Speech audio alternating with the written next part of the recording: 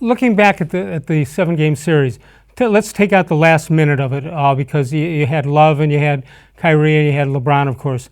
Is there some, even if it's not Game 7, what sticks out most to you about that 7-game series? Is it something that happened in Game 1, Game 4, or does it all boil down to Game 7? I honestly think it's Game 5.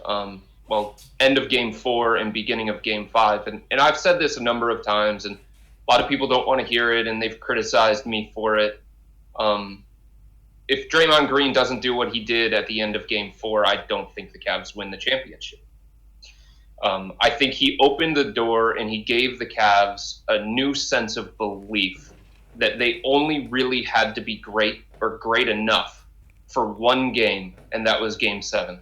And if Draymond Green doesn't get suspended, or there wasn't a feeling of his impending suspension going into Game 5, asking the Cavs to win twice in Oracle against the full-strength Warriors, I just don't think it happens. It's interesting because you would think that guys wouldn't need that extra challenge. You always hear it about Michael Jordan. You hear it about LeBron James. They sometimes have to make up challenges. And you would think if the guys are that good that you wouldn't need to do that. It just would be a natural part of your demeanor and the way you approach the game. And yet these guys still need locker room material. I also think it's just how good the Warriors were at close to full strength. And Draymond Green was the heartbeat of that team. He was the emotional tone setter.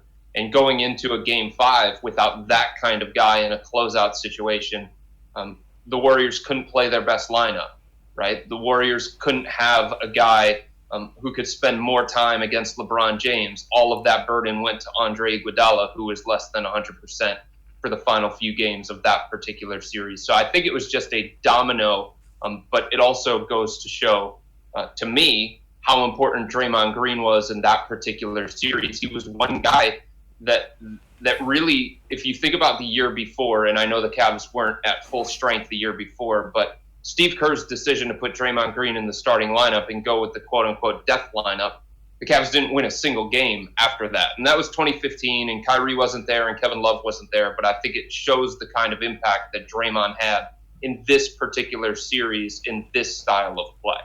Okay.